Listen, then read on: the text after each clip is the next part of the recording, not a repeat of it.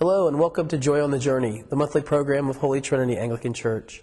My name is Father Joe Boysel and I'm the rector. Today my guest is Mr. Shane Cardos. Shane is the music minister at Holy Trinity, and today we're going to be talking about musical styles and music at Holy Trinity. Shane, it's good to have you with us. Thanks, Joe. In a lot of church literature and in conversations at many local churches, people talk about differences in style of music. Often they talk about the difference between traditional music and contemporary music. How do you understand those two different types of styles? Traditional music tends to be interpreted more as like hymns, maybe from 1950 or before.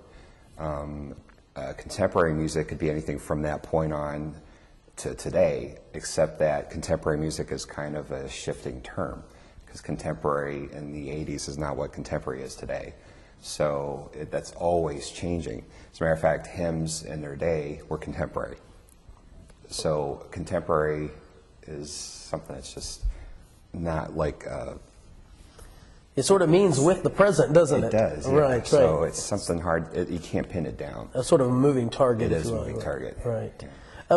Are there distinctions in what would be generally thought of as traditional versus what would be thought of as contemporary? I mean, are there stylistic differences that even if contemporary is a poor title, semantics fail us, are there stylistic issues that are consistent in contemporary music and stylistic issues that are There's consistent? a few, if you wanted to make it, like boil it down to a simple kind of equation.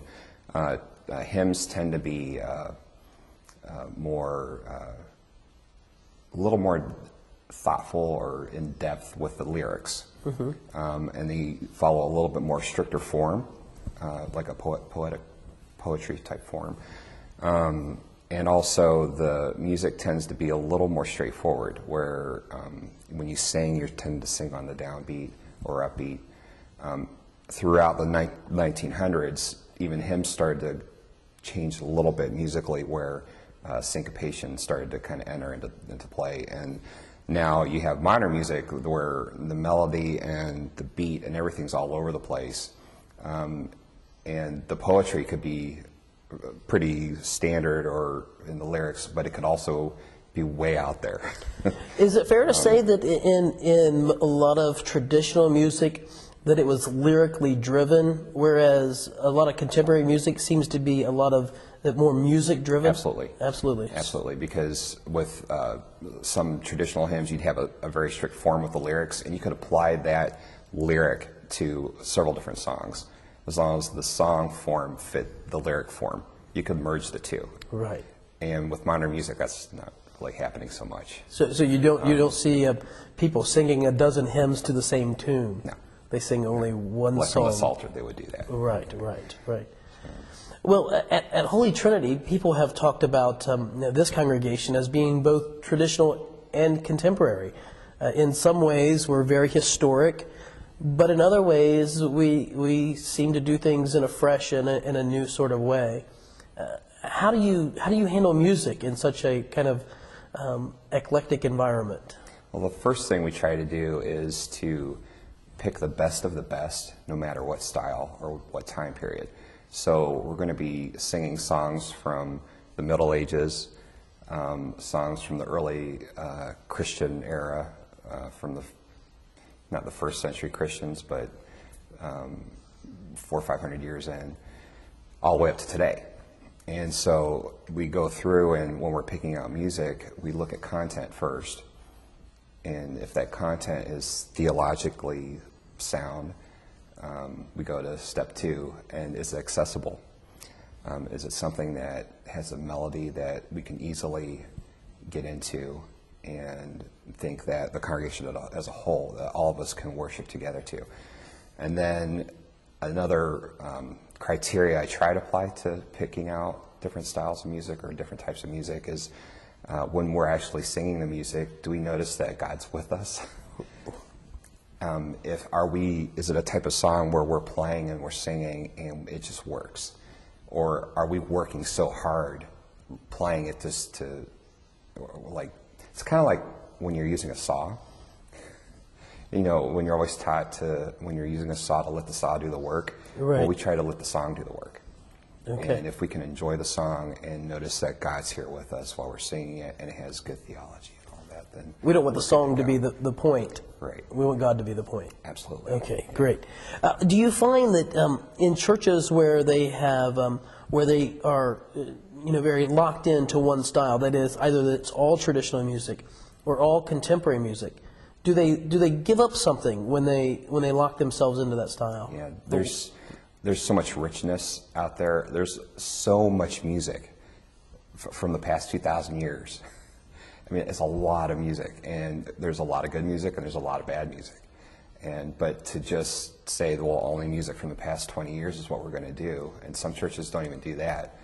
They might go with the past 5 or 10 years, and then they just kind of forget about stuff. Well, what we do here is that we will go through and, if it's a good song from 1,500 years ago, we're going to do it.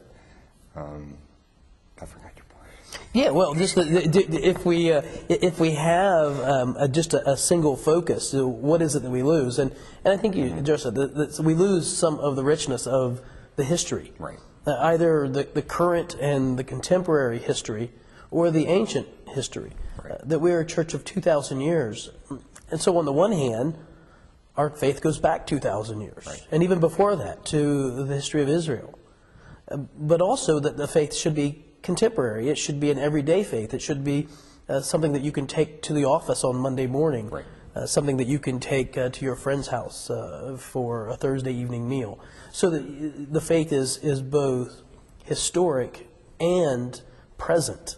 And I think that you sort of addressed that, and that was kind of what I was fishing for in our discussion. People have talked about the music at Holy Trinity, and certainly I've noticed that in some ways, when we sing new hymns or new songs, contemporary music, it sort of has the feeling of something that's been around for a while. And when we sing ancient hymns, sometimes they seem very fresh and new. Do you sort of do that on purpose? Absolutely. Right. That way, you're not seeing such a huge difference between the old and the new. Mm-hmm. And we bring the old. When we work on hymns, we tend to rewrite them a little bit musically to make them sound a little newer. So it's not just a traditional way of playing a hymn where it's very just boom, boom, boom, boom, boom. Right. Yeah, we tend to modernize it a bit. But we've also found new music that sounds like it's been around for years, but it's just been written within the past couple of years. Right. And when you blend those two things together, you end up having something quite nice, I think. Great. And many people have commented on that. Well, I think at this time we're going to cut this discussion short and go to the pulpit. I recently preached a sermon from Luke chapter 20. It's about Jesus and his conversation with the Sadducees and the Pharisees, particularly where they begin to make an issue out of a theological provincialism. And Jesus seems to be saying to them that religion's purpose isn't about dividing people, but it really is about something far more important. It's about what we carry into the life hereafter.